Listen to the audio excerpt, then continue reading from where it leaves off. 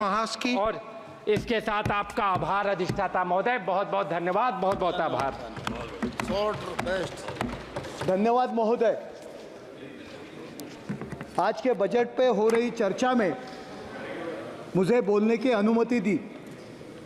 सर्वप्रथम मैं नमन करता हूं हमारे महाराष्ट्र के गौरव छत्रपति शिवाजी महाराज को, भारत रत्न डॉक्टर बाबा साहेब अम्बेडकर जी को, महात्मा फुले जी को, हिंदू हृदय सम्राट शिवसेना प्रमुख माननीय बाला साहेब ठाकरे जी को और मेरे गुरुवर्य धर्मवीर आनंद दिघे साहब को मैं धन्यवाद देता हूं।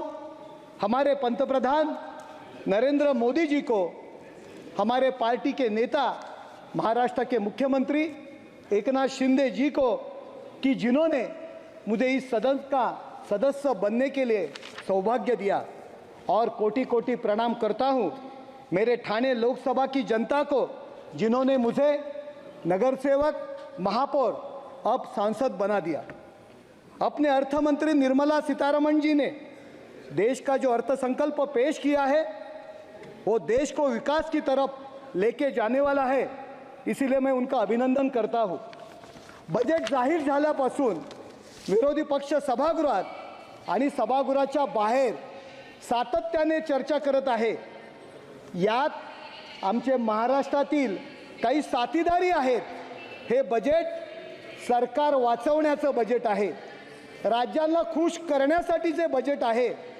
पण मला त्यांना सांगायचं आहे की ज्या राज्यात आमची सरकारे नाहीत त्यांच्यासाठी सुद्धा हे बजेट आहे।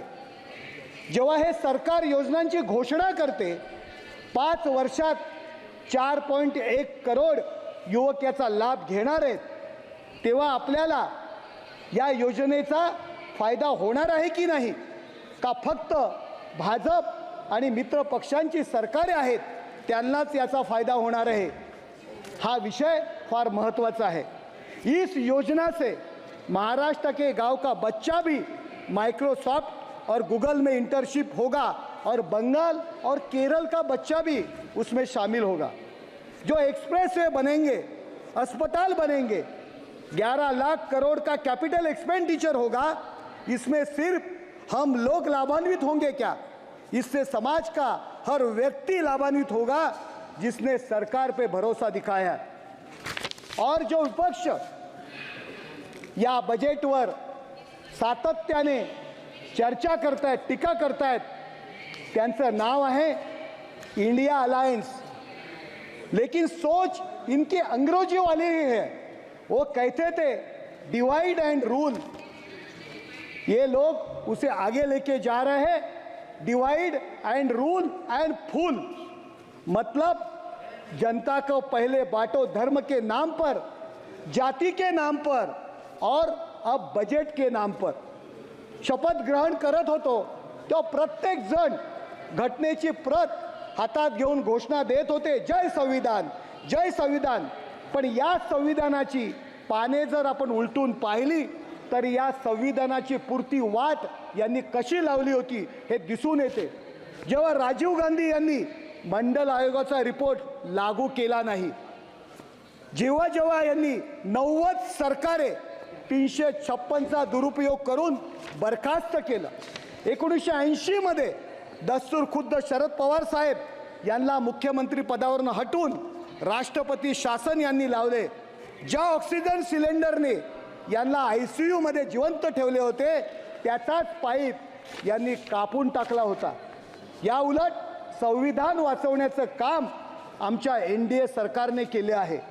जेव्हा 1989 मध्ये आमच्या पाठिंब्यावर सरकारने OBC रिझर्वेशन आणले, 2001 मध्ये आर्टिकल 16चे संशोधन केले, सुप्रीम कोर्टाचा निर्णय बदलला, 2018 मध्ये SC/ST ॲक्ट मजबूत करण्यासाठी संशोधन केले आणि परत सुप्रीम कोर्टाचा निर्णय बदलला।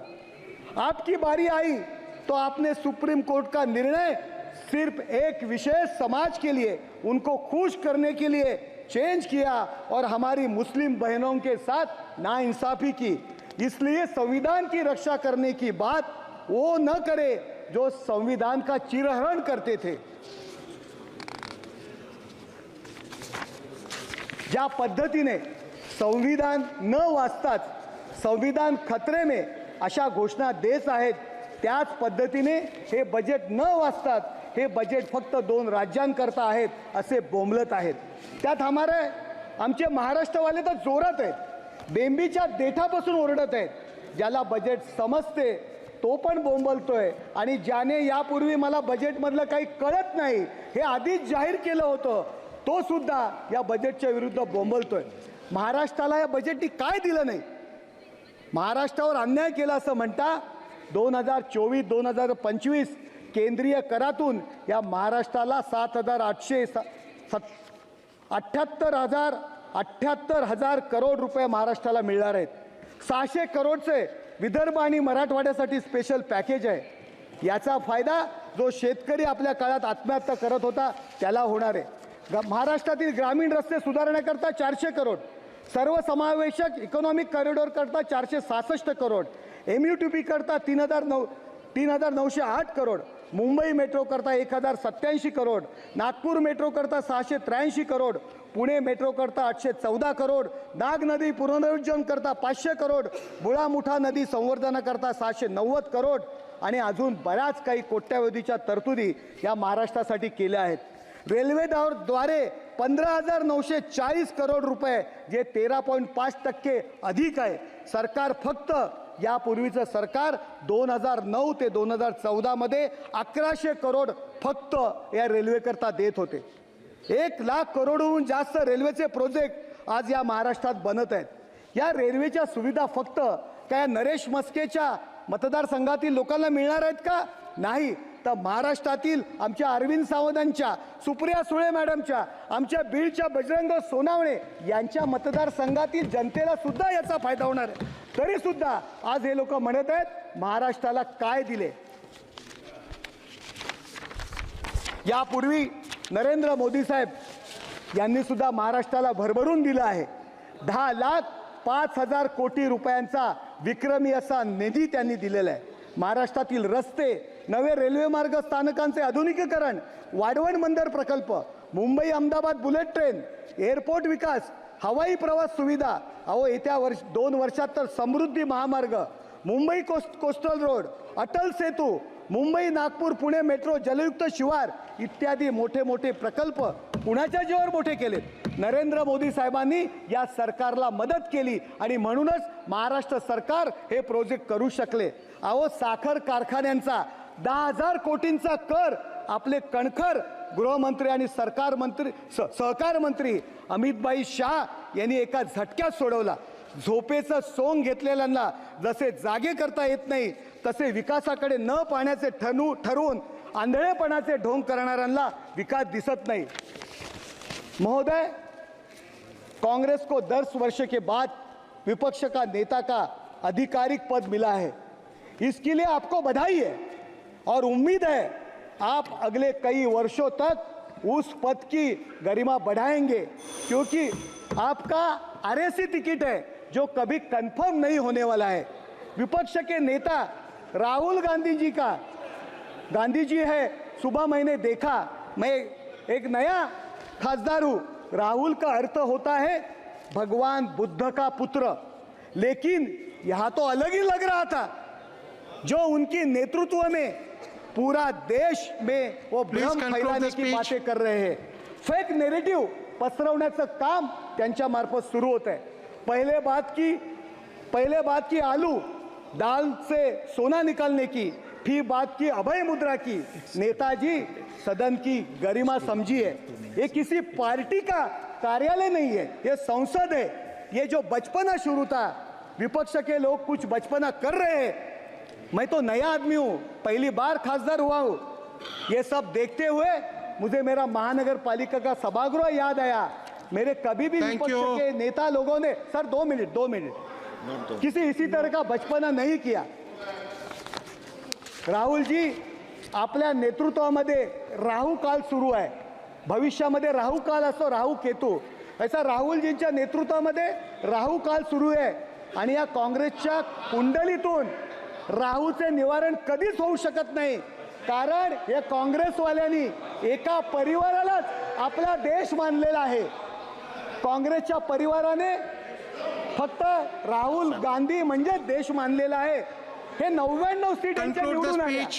यांना वाटतं आम्हाला Conclude the हसरत speech. मिळाला. 100 Honorable मार्काचा members. पेपर नव्हता. ही 542 It is- मार्कची परीक्षा होती. तुम्ही काठावर just- सुद्धा पास झालेला नाहीत. तुम्हाला हे विसरून चालणार नाही. तुम्हारे पाँव के नीचे कोई जमीन नहीं. कमाल है फिर भी तुम्हें यकीन नहीं.